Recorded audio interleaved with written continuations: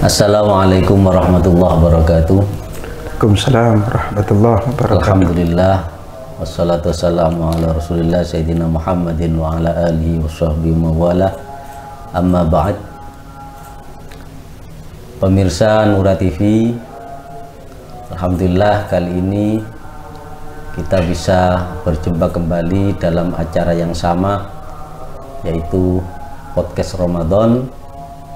Dan kali ini kita hadir di tengah-tengah kita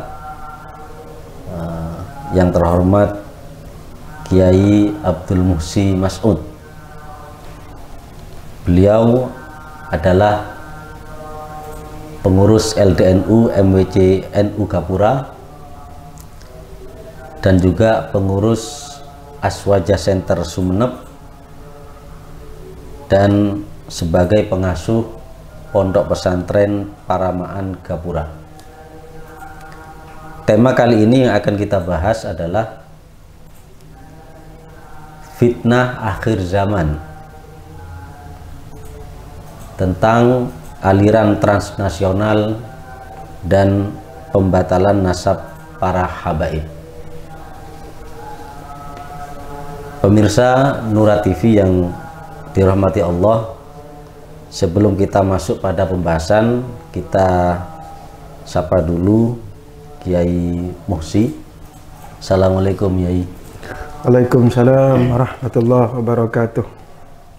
Alhamdulillah bisa hadir di studio Nura, dan kali ini akan membahas tema yang mungkin bisa dikatakan lagi hangat-hangatnya. Betul. Sehingga tidak salah kalau ada anggapan bahwa tentang pembatalan nasab para habaib dan aliran-aliran dalam Islam yang masuk dalam aliran transnasional sebagai fitnah akhir zaman. Ya, betul. Kita langsung membahasnya, Yai. Ya, monggo silahkan. Saya membuka pembahasan ini tentang aliran transnasional. Itu menurut Yai sebenarnya bagaimana? Aliran transnasional itu aliran yang sudah menyebar di berbagai negara di dunia, termasuk juga di Indonesia. Ya. Artinya aliran itu bukan produk lokal. Aliran itu datangnya dari luar, tetapi kemudian masuk ke negara-negara lain di dunia, termasuk di Indonesia. Seperti Wahabi. Wahabi munculnya di Arab Saudi. Munculnya Wahabi di daerah yang namanya Najd. Najd itu sebelah timur kota Madinah. Dulu baginda Rasul sempat menuding ke arah timur, kemudian bersabda, hunalika tatlu'u qarnus syayatin. Di situ akan muncul tanduk setan. Ternyata Muhammad bin Abdul Wahab, pendiri Wahabi, lahir di Najd, dan Najd itu tepat berada di sebelah timur Madinah. Jadi pas, karena ajaran-ajaran yang mereka ajarkan, ya mohon maaf ya, tidak boleh sakit hati. Baginda Rasul yang mengatakan bahwa di sana akan muncul tanduk-tanduk setan. Buktinya amaliyah kita kan banyak yang disalahkan.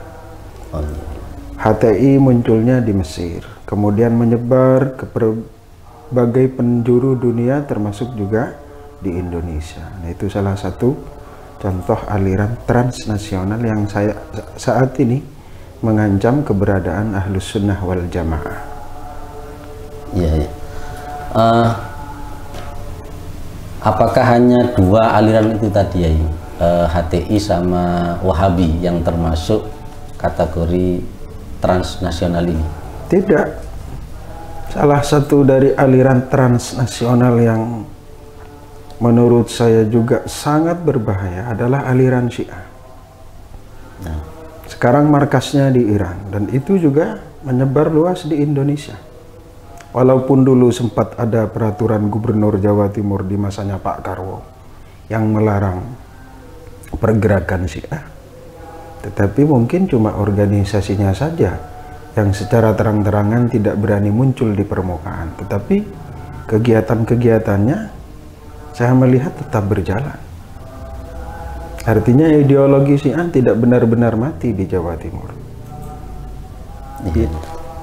Mungkin bisa dijelaskan secara singkat HTI itu bagaimana konsep pemahamannya Wahabi terus juga sama Syiah. Yang saya tahu begini, kalau yang HTI itu didirikan oleh tokoh namanya Taqiyuddin An-Nabhani. Taqiyuddin An-Nabhani itu akidahnya mirip-mirip Mu'tazilah, lebih mengedepankan otak. HTI itu salah satunya yang mengusung khilafah. HTI itu yang berpikir bahwa dunia tidak akan bisa, Islam tidak akan bisa jaya kembali sebelum khilafah didirikan. Dikembalikan ke khilafah Islamiyah seperti zaman dulu. Tetapi ada hal yang menurut saya tidak baik dari ideologi HTI, ya salah satunya tentang mengusung khilafah tadi. Sebenarnya soal sistem kenegaraan, jika misalkan Islam tidak maju di negara yang seperti Indonesia menganut sistem demokrasi, sistem presidensi, itu jangan sistemnya yang disalahkan. Artinya tidak berarti kalau kemudian dunia dikembalikan ke zaman dulu ada masa khilafah Islamiyah, tetapi orang-orangnya tidak jelas siapa yang akan ditunjuk sebagai khalifah, itu nanti akan memunculkan masalah baru. Apalagi kita tahu bahwa mulai dari dinasti Bani Umayyah, Bani Abbasiyah, ada banyak sekali catatan-catatan kelam pemerintahan-pemerintahan model khilafah. Hampir dipastikan setiap pergantian khalifah ke khalifah yang lain selalu diwarnai dengan aliran darah. Apakah ini yang kita mau? Jadi selama syariat Islam dalam hal ini sebagai ujung tombaknya, sebagai tiang agamanya sholat masih bisa terlaksana dengan baik, ya sudah selesai. Karena dulu sahabat pernah menyampaikan kepada baginda Rasul, di saat baginda Rasul menyampaikan bahwa akan terjadi fitnah di akhir zaman, model-model pemerintahannya begini dan begitu, ada sahabat yang menyampaikan kepada baginda Rasul, apakah kami akan memerangi mereka ya Rasul? Jawaban baginda Rasul, tidak. Ma aqamu fikumus shalah, selagi mereka membiarkan kalian melaksanakan salat dengan baik. Artinya dalam hadis tersebut ada celah sebenarnya di dalam Islam bahwa sistem apapun, asalkan warga muslim nyaman melakukan salat, nyaman melakukan ibadah, sebenarnya tidak perlu terlalu disalah-salahkan. Karena sekali lagi sistem, tidak ada sistem yang menjamin bahwa jika memakai sistem itu sebuah pemerintahan akan berjalan dengan baik. Tetap tergantung dari siapa yang menjalankan dari sistem itu. Sebaik apapun sistemnya, jika orangnya memang tipe-tipe pengkhianat, maka tetap. Ya, itu HTI. Itu HTI. Tapi sekarang kan sudah dilarang di Indonesia tentang HTI itu. Apakah sudah tidak ada HTI atau masih secara sembunyi-sembunyi? Kalau organisasinya betul dibubarkan. Dibubarkan. Tetapi apa yakin kalau ideologinya tidak jalan. Iya, iya. Buktinya, mohon maaf saya tidak akan menyebut nama lembaganya. Buktinya masih banyak kok lembaga-lembaga yang dulu terafiliasi ke HTI. Atau bahkan lembaga-lembaga sosial pengumpul dana yang terafiliasi ke HTI. Buktinya sekarang masih ada yang jalan. Iya, iya. Berarti organisasinya cuma yang dibubarkan, tetapi ideologinya tetap jalan dalam bentuk yang lain. Iya, iya. Kalau yang banyak sekarang atau yang kita rasakan itu yang sangat berbenturan dengan NU itu adalah kelompok Wahabi, di mana mereka selalu usil, ya tanda kutip usil, tentang amaliyah NU.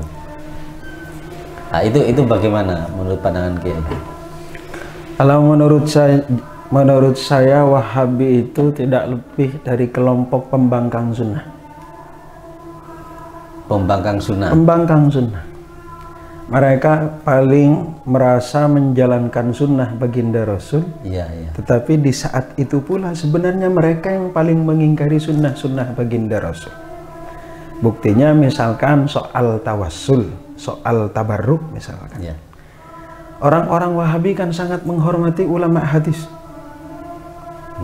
Padahal ulama hadis yang mereka hormati tidak anti tawassul dan tidak anti tabarruk.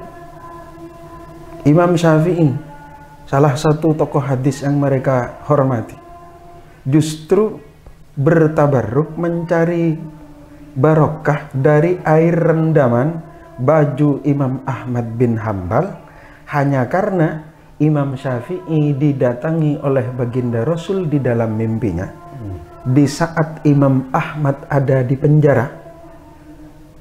Baginda Rasul datang di dalam mimpi Imam Syafi'i dan mengatakan, Syafi'i balligh, Syafi'i basyir Ahmad bil jannah. Syafi'i sampaikan kabar bahagia kepada Ahmad bahwa Ahmad kelak akan masuk surga, karena dia tabah menghadapi cobaan fitnah sehingga beliau harus masuk ke penjara. Yang disuruh menyampaikan mimpi ini oleh Imam Syafi'i, muridnya Sulaiman Al-Muradi. Sulaiman Al-Muradi dihadiahi gamis oleh Imam Ahmad bin Hambal setelah mau pulang dari penjara karena telah menyampaikan kabar bahagia dari Imam Syafi'i. Imam Syafi'i tahu hal itu. Mana gamis? Mana gamisnya Ahmad yang diberikan ke kamu? Gamis itu kemudian direndam oleh Imam Syafi'i.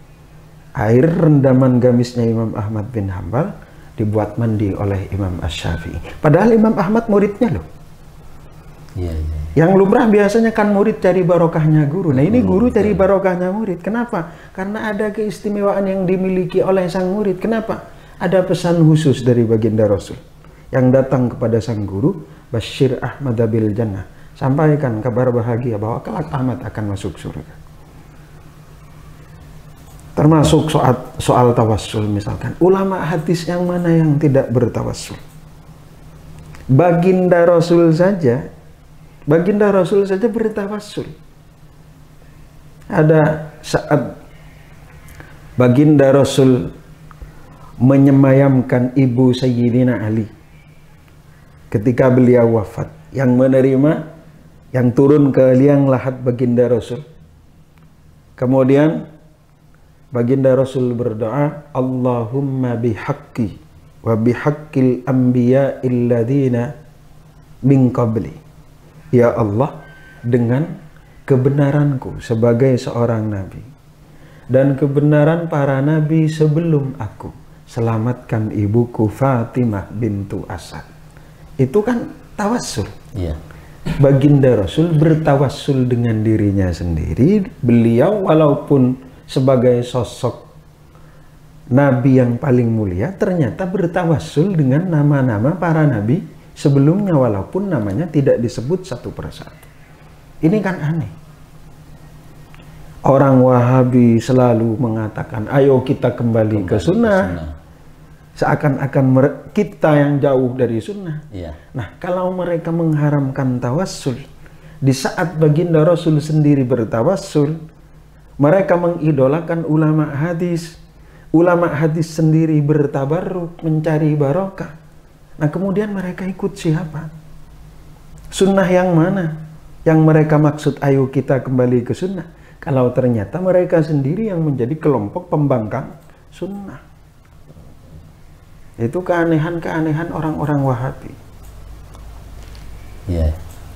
Terus apa yang bisa kita lakukan ketika berhadapan dengan mereka? Atau karena terus terang dakwah mereka sangat masif ya, apalagi dalam teknologi, mulai dari TV-nya atau radionya dan sebagainya, mereka sudah masuk ke sana. Nah, itu bagi kita di NU sendiri atau Ahlus Sunnah wal Jamaah lan Nahdliyah, itu apa yang perlu kita lakukan ya?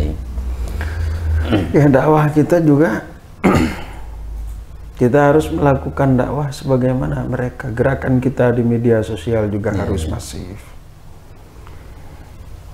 NU itu tidak boleh hanya punya satu TV seperti TV 9 kalau PWNU Jawa Timur, atau kalau NU Gapura hanya punya Nora TV. Tidak boleh hanya punya satu stasiun televisi seharusnya, demi mengimbangi dakwah mereka di media. Kita harus lawan, tetapi yang terpenting menjaga masyarakat bawah, menjaga akidah mereka agar terselamatkan dari bahaya akidah orang-orang Wahabi. Tetapi alhamdulillah, segencar apapun mereka menyalahkan orang yang bertawassul, tetapi sampai saat ini kita lihat makamnya Mbah Khalil Bangkalan tidak pernah sepi. Betul. Makamnya para wali songo tidak pernah sepi. Tapi mereka kok nggak capek-capeknya. Kadang-kadang saya melihat mereka itu kasihan. Mereka tiap hari berkhutbah di TV. Seakan-akan mereka kelompok yang paling benar. Padahal sekali lagi saya tegaskan, mereka kelompok pembangkang sunnah. Para sahabat bertawassul. Ada cerita nih begini. Sayyidina Khalid bin Walid di sebuah peperangan, beliau bingung mencari sesuatu yang hilang. Setelah ditanya oleh para sahabat, ternyata beliau mencari kopiah beliau. Ternyata setelah ditemukan kopiahnya bukan kopiah yang bagus, tetapi kopiah yang sudah usang. Kata para sahabat, lah cuma kopiah begini, ini perang loh. Harusnya menyerang musuh kok malah sibuk cari kopiah. Kata Sayyidina Khalid bin Walid, bukan kopiahnya yang jadi persoalan, tetapi isinya. Kalau kopiahnya sih jelek, tetapi di dalam kopiah saya ada potongan rambut baginda Rasulullah Sallallahu Alaihi Wasallam. Saya tidak pernah berangkat maju ke medan perang memimpin pasukan selama kopiah yang berisi rambut baginda Rasul itu masih bertengger di kepala saya. Saya kalah, saya pasti menang. Ini apa coba kalau bukan tawassul? Beliau bertabarruk mencari barokah potongan rambut baginda Rasul agar beliau diberi kekuatan oleh Allah di medan perang. Ternyata beliau setiap kali memimpin peperangan beliau pasti menang. Kata Sayyidina Khalid bin Walid, itu akibat barokah rambut baginda Rasulullah Sallallahu Alaihi Wasallam. Nah, kalau baginda Rasul sendiri bertawassul, kalau baginda Rasul mengajarkan barokah kepada para sahabatnya, salah satunya ada sahabat yang sakit, kemudian disemburi air kumur baginda Rasul. Para sahabat bertawassul, para sahabat bertabarruk mencari barokah, para ulama hadis bertawassul mencari barokah. Nah, terus orang Wahabi ikut siapa? Kadang-kadang saya berpikir begini, ternyata yang dikatakan bid'ah oleh orang Wahabi itu bukan yang tidak ada di dalam hadis, tapi yang tidak ada di Saudi. Iya. Walaupun di hadis ada, tapi kalau di Saudi nggak ada, nah itu bid'ah. Iya. Jadi versi mereka bid'ah dengan versi kita ternyata berbeda. Nah, ternyata berbeda. Buktinya tarawih selama seperti di Masjidil Haram sampai berjam-jam itu. Iya. Kalau saya mau nanya ke orang Wahabi, ada nggak hadisnya? Ada nggak hadisnya? Bahwa baginda Rasul sholat tarawih sampai berjam-jam begitu. Sampai menghatamkan Al-Quran. Iya. 1 bulan misalkan. Ada nggak? Kalau mau nanya dalil khususnya. Justru yang ada baginda Rasul kalau mengajari sahabat cara menjadi imam, idza amma ahadukumun nas falyukhaffif. Kalau kamu menjadi imam jangan lama-lama dong, kasihan. Yang di belakang ingin makmum juga, cuma kalau terlalu lama ada yang sakit, ada yang nggak begitu fit tubuhnya, ada yang punya banyak kegiatan, ada yang punya banyak aktivitas, kasihan. Tetapi ternyata itu kan terjadi di Arab. Tarawihnya lama sekali. Nah, itu nggak dipersoalkan. Karena memang beda bid'ah menurut mereka dan bid'ah menurut kita. Kalau menurut kita yang nggak ada di hadis. Tetapi masih ada rincian-rinciannya, tidak semuanya yang tidak ada di zaman baginda Rasul kemudian dikatakan bid'ah. Makanya para ulama membagi bid'ah menjadi 5. Ada bid'ah wajibah. Misalkan sekarang seperti sekolah dengan model-model sistem klasikal. Tidak ngaji bandongan seperti di masjid ngumpul jadi satu. Tetapi dikelas-kelaskan agar jelas outputnya. Ya. Makanya butuh model-model pengajian, pembelajaran sistem klasikal. Itu kan nggak ada dulu. Tetapi itu masuk bid'ah wajibah. Karena kalau nggak begitu ya gimana nanti kita menentukan, mengukur output anak didik kita. Kalau ngajinya semuanya bareng, dari tingkat MI, MTS, SMA, ngaji bareng jadi satu. Nah, gimana ngukurnya? Iya. Ya. Pada akhirnya membahas Wahabi tidak selesai-selesai ini. Tidak selesai-selesai. Iya. Karena bid'ah versi kita dan versi mereka Berbeda, memang tidak sama. Berbeda, iya. Walaupun toh ada hadisnya, ternyata ada yang banyak sekali yang mereka langgar. Nah, ini hadis yang mana yang mereka ikuti? Sunnah yang mana yang sebenarnya mereka pertahankan? Hingga mengatakan bahwa kita ahli bid'ah. Jadi nggak jelas. Ya. Yang kedua tentang termasuk bisa dikategorikan fitnah akhir zaman, yaitu yang lagi booming, yaitu polemik nasab Ba'alawi. Betul. Nah, itu terjadi pro kontra, dan yang bisa dikatakan mengusung, yang mempopulerkan kontra itu adalah seorang kiai dari Banten. Dan kalau dilihat dari profilnya, beliau juga salah satu pengurus PBNU, kalau tidak salah, kalau saya ngutip ya, Komisi Fatwa MUI Banten. Beliau adalah Kiai Imaduddin Usman Al-Banteni. Nah, itu bagaimana menurut Kiai, pandangan Kiai tentang polemik nasab Ba'alawi itu sebenarnya bagaimana? Saya sudah berkali-kali bikin video dan sudah saya posting di akun YouTube saya, Lora AMM. Ya. Salah satu yang sudah saya posting videonya, saya menegaskan bahwa Mbah Hasyim Asy'ari adalah sosok ulama yang paling memuliakan para habaib. Mbah Hasyim di beberapa kitabnya menyebut Habib Abdullah bin Alawi Al-Haddad dengan kata Habib. Habib Abdullah bin Alawi Al-Haddad ini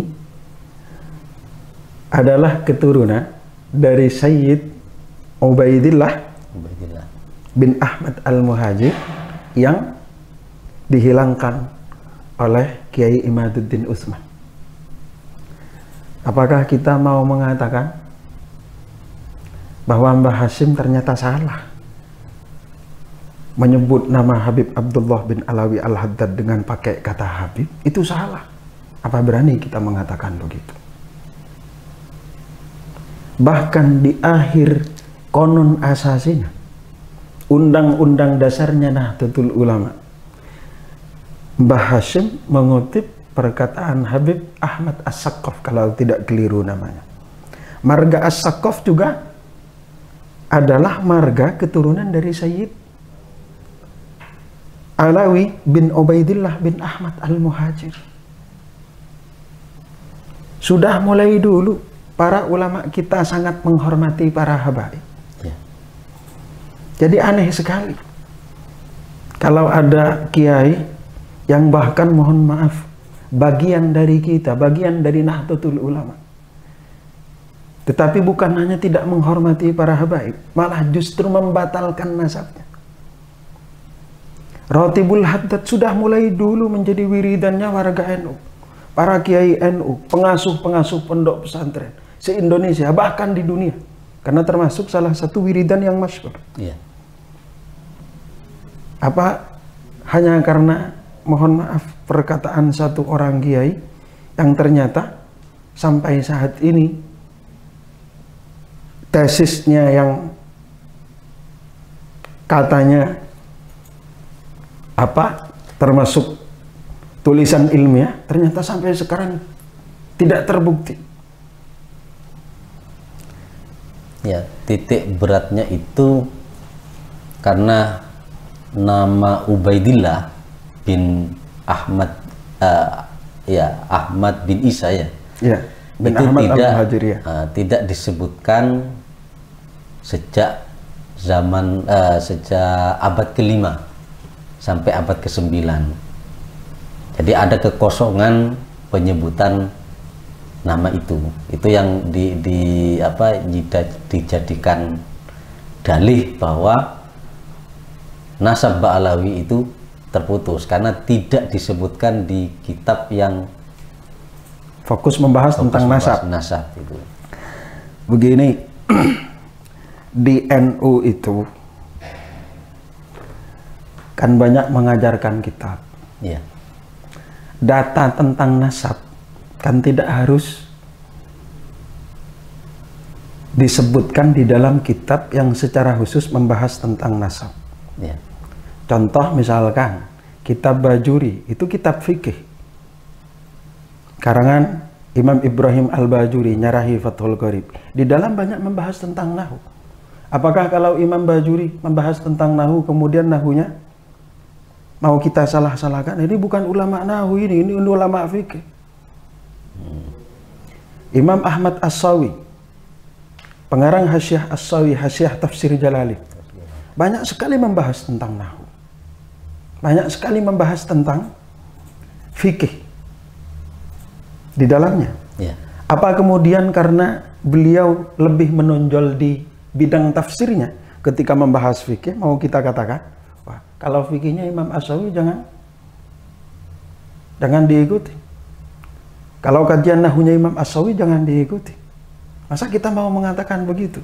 Ya. Kan memang banyak tuh kitab fikih, ada selingan tasawufnya.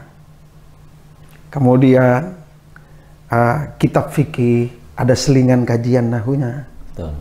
Nah, salah satu kitab di dalam literatur kita ada kitab namanya Sabtu Syekhul Islam Imam Ibnu Hajar Al-Haytami. Seluruh santri di pondok pesantren di Indonesia bahkan di dunia pasti kenal siapa Imam Ibnu Hajar. Iya. Pengarang Tuhfatul Muhtaj, gurunya Imam Zainuddin Al-Malibari, pengarang Fathul Mu'in, yang selalu disebut di dalam Fathul Mu'in, qala syaikhuna, qala syaikhuna, qala syaikhuna. Ya. Dia penyarah kitab Minhajut Talibin menjadi Tuhfatul Muhtaj. Siapa yang tidak kenal beliau? Nah, di dalam kitab sahabatnya beliau menyebut begini. Beliau sedang menyebutkan sanad thariqah. Beliau sepertinya bangga dengan sanad ini. Mohon maaf kalau ini memang agak panjang ya. Ya. Tetapi biar jelas. Wal nahtim bi tariqatin jalilah aliyatil miqdar li anna masyayikhuha min awwalihim ila muntahahum min alil bait. pada bab ini saya akan mengakhiri pembahasan di bab ini menurut beliau dengan sebuah thariqah yang sangat diagungkan, karena guru-guru yang akan saya sebutkan mulai dari awal hingga akhir min alil bait, dari keluarga baginda Rasulullah Shallallahu Alaihi Wasallam. Kemudian ada kata-kata beliau yang harus menjadi catatan penting. Kullun min abih, masing-masing dari ayahnya. Nah, ketika beliau menyebutkan sanad ilbasul khirqah, sanad memakai sorban, beliau mengatakan begini. Guru saya Habib Abu Bakar Al-Aidarus berkata, saya memakai sorban, mendapat ijazah memakai sorban ini dari ayah saya Abdullah Al-Aidarus. Beliau dari ayah saya, beliau dari ayahnya, beliau dari ayahnya. Tidak akan saya baca semua sampai ke nama min abihi Muhammad, min abihi Alawi. Nah, Alawi ini yang menjadi datuknya para habaib dari jalur Sayyidina Husin. Kenapa kemudian mereka disebut Alawi? Kenapa mereka disebut Ba'alawi atau Alawiyin? Karena orang pertama dari putra, dari keturunan Sayyidina Husin yang bernama Alawi adalah Alawi yang menjadi datuknya para habaib. Makanya dikatakan Alawiyin. Alawi bin Ubaidillah bin Ahmad bin Isa al-Muhajir bin Muhammad an-Naqib bin Ali al-Uraidi bin Ja'far as-Sadiq bin Muhammad al-Baqir bin Ali Zainal Abidin bin Husin bin Fatimah binti Rasulullah Sallallahu Alaihi Wasallam. Nah, di sini ternyata nasab yang dari Alawi bin Ubaidillah bin Ahmad al-Muhajir itu disebutkan oleh Imam Ibnu Hajar al-Haytami sebagai tokoh fikih yang paling terkemuka dari kalangan mutaakhirin di dalam madhab Syafi'i. Semua rujukannya fikih Syafi'i. Kalau yang mutaakhirin pasti ke Imam Ibnu Hajar, pasti pakai Tuhfatul Muhtaj. Nah, di sini beliau menyebutkan, setelah menyebut bahwa Muhammad mendapatkan sanad itu dari bapaknya, min abihi Alawi, min abihi Abdullah, Ubaidillah ini maksudnya, min abihi Abdullah, min abihi Ahmad, min abihi Isa, min abihi Muhammad, min abihi Ali, min abihi Ja'far, sampai disebutkan seperti yang tadi saya sebutkan. Nah, ini Imam Ibnu Hajar. Imam Ibnu Hajar al-Haytami menyebutkan dengan tegas bahwa Sayyid Alawi datuknya para habaib yang menjadi pujukna Alawiyin, bahasa Maduranya ya. Nah, itu Alawi bin Ubaidillah bin Ahmad bin Isa al-Muhajir. Termasuk Imam As-Sakhawi dari kalangan ulama hadis. Muridnya Imam Ibnu Hajar al-Asqalani pengarang Bulughul Maram. Gurunya Imam Al-Hafidh Abdurrahman Ad-Daibai, pemilik Maulid Diba. Beliau bahkan dengan tegas menyebutkan bahwa di sini Alawi bin Ubaidillah bin Ahmad bin Isa. Tetapi kadang yang diperdebatkan, di satu kitab ada Abdillah, di kitab yang lain Ubaidillah. Ini mana yang benar? Sama-sama benar. Karena Ubaidillah, beliau itu sebenarnya nama kecilnya Abdullah. Abdullah itu maknanya hamba Allah. Beliau merasa terlalu besar kata-kata hamba Allah untuk aku sandar. Aku ini tidak sebaik yang mereka kira, dari saking tawaduknya beliau. Beliau lebih senang dipanggil dengan sigat tasghir, Ubaidillah. Bukan hamba Allah, tetapi hamba kecil Allah. Jadi jelas kan? Ulama fikih yang paling ditokohkan sekelas Imam Ibnu Hajar al-Haytami menyebutkan bahwa Sayyid Alawi adalah putra dari Ubaidillah bin Ahmad bin Isa al-Muhajir. Imam As-Sakhawi ulama hadis terkenal, muridnya Imam Ibnu Hajar Al-Asqalani, gurunya Shahibul Maulid Abdurrahman Ad-Dibai juga mengatakan bahwa Alawi adalah putra Ubaidillah bin Ahmad Al-Muhajir. Nah ini ikut siapa ini? Kalau Keimat merasa bagian dari Nahdlatul Ulama dan pernah baca kitab-kitabnya Mbah Hasyim Asy'ari, maka kalau tetap akan bertahan dengan pendapatnya sendiri, yang menurut saya mohon maaf kolot.